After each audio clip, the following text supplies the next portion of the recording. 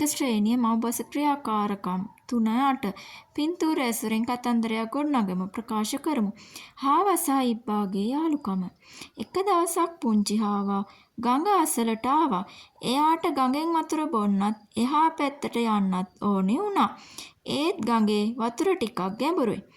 අනේ මට ගඟට බහින්නත් බයයි. මම දැන් මොකද කරන්නේ කියලා හාපැටියා කල්පනා කළා. ඒ වෙලාවේ ඉබිරාල ගඟේ මැද පීනනවා හාපැටියා දැක්කා. හාපැටියා ඉබිරාලට කතා කළා.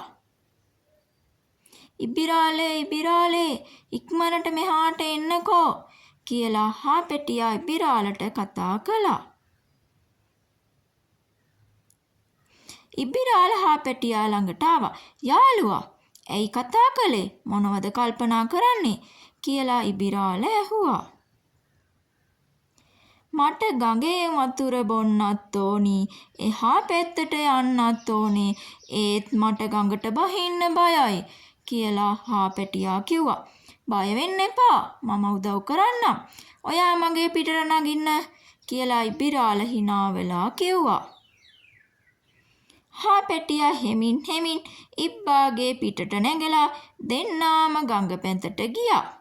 වාව් මේක නම් හරිම ලස්සනයි කියලා හාපැටියා සතුටින් hina වුණා. අවසානයේ හාපැටියා සහ ඉබිරාල ආරක්ෂිතව ගඟේ හා පැත්තට ආවා. බොහෝම ස්තුතියි යාළුවා කියලා හාපැටියා අතවනාගෙන කීවා. ඉබිරාල සතුටින් පිහිනමින් ගියා. දෙන්නා හොඳ යාළුවෝ වුණා. දුවේ පුතේ කතාවේ පාඩම. අපි එකිනෙකාට උදව් කළාම ගැටලු හදාගන්න පුළුවන්.